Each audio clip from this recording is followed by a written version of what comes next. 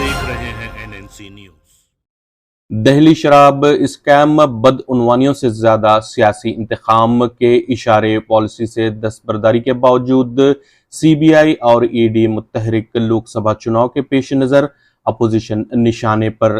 दिल्ली में आम आदमी हुकूमत की शराब पॉलिसी इन दिनों मुल्क में बहस का मौजू बन चुकी है। शराब पॉलिसी के नाम पर चीफ मिनिस्टर अरविंद केजरीवाल के अलावा कई अहम कायदीन को गिरफ्तार करते हुए मुल्क में सियासी माहौल को गरमा दिया गया है। दिल्ली हुकूमत की शराब पॉलिसी में आखिर ऐसा क्या बेकायदगियां की गईं कि इन्फोर्समेंट डायरेक्टरेट को अहम शख्सियतों की गिरफ्तारियों पर मजबूर होना पड़ा।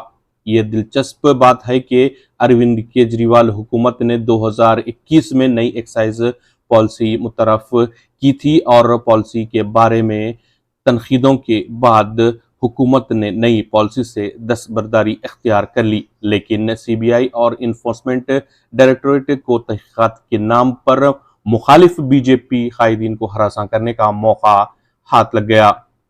BRS रुकन असेंबली कविता की गिरफ्तारी के बाद चीफ मिनिस्टर अरविंद केजरीवाल को ड्रामाई अंदाज में हिरासत में लिया गया। इस मामले में दिल्ली के deputy chief minister Manish Sisodia तकरीबन 1 साल से जेल में बंद हैं। इन्फोर्समेंट डायरेक्टरेट ने एक्साइज पॉलिसी स्कैम में अरविंद केजरीवाल को असल मुल्जिम बनाया है।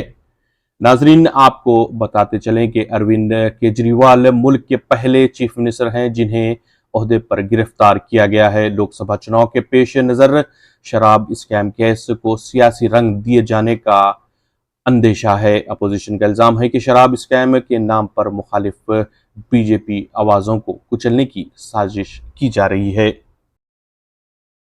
तेलंगाना पर BJP की नजरें सेक्युलर और अक़लियती राय दहिंदों के शऊर का इम्तिहान। वोट की तकसीम से BJP को फायदा, मुस्लिम राय दही में इजाफे की जरूरत। हिंदुत्व ताकतें इजला में सरगर्म।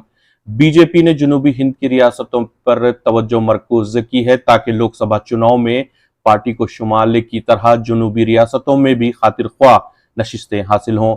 वज़ीर आज़म नरेंद्र मोदी ने तेलंगाना में वक्फे वक्फे से रोड शो और इंतखाबी जलसों के जरिए 10 से ज्यादा नशिस्तों पर कामयाबी का निशाना मुकर्रर किया है। कर्नाटक के बाद BJP को तेलंगाना से उम्मीद है। यहाँ गुज़िश्ता आम चुनाव के मुकाबले इस मरतबा पार्टी बेहतर मुजाहरा करेगी।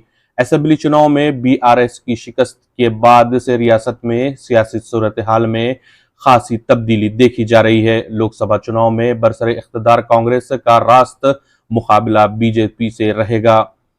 BRS तीसरे मुकाम पर रहेगी। मुख्तलिफ मीडिया इदारों के ओपिनियन पोल की बुनियाद पर BJP ने तेलंगाना में नफरत के एजेंडे के जरिए कामयाबी का मंसूबा बनाया है। असेंबली इंतखाबात में BJP को 8 नशिस्तों पर कामयाबी हासिल हुई। इनमें 7 असेंबली नशिस्तें आदिलाबाद और निजामाबाद से ताल्लुक़ रखती हैं।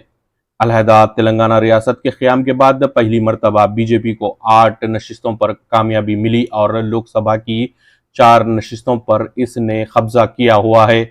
BJP की कामयाबी की अहम वजह सेकुलर वोट की तकसीम रही, जिसका फ़ायदा मुसलमानों की काबिल लिहाज आबादी वाले हलकों में BJP को हुआ है। लोकसभा चुनाव में BJP इजला के आदिलाबाद, निजामाबाद, रंगारेड्डी, महबूब नगर, वरंगल और नलगुंडे पर तवज्जो मरकूज कर चुकी है।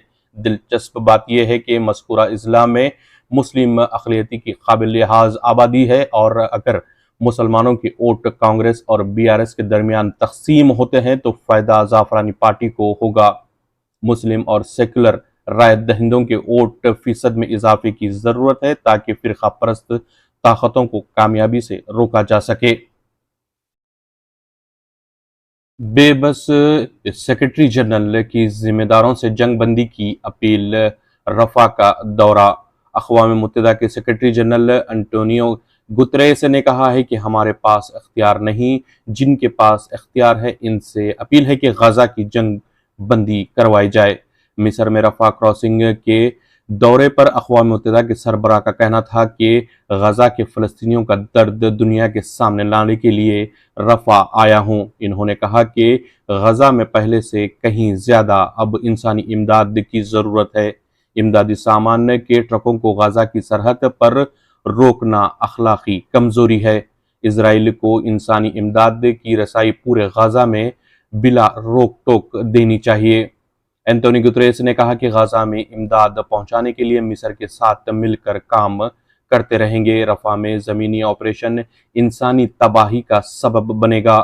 اقوام متحدہ کے سربراہ کا کہنا تھا کہ اب وقت ہے کہ انسانی بنیادوں پر جنگ بندی اور یرغمالیوں کو رہا کیا جائے۔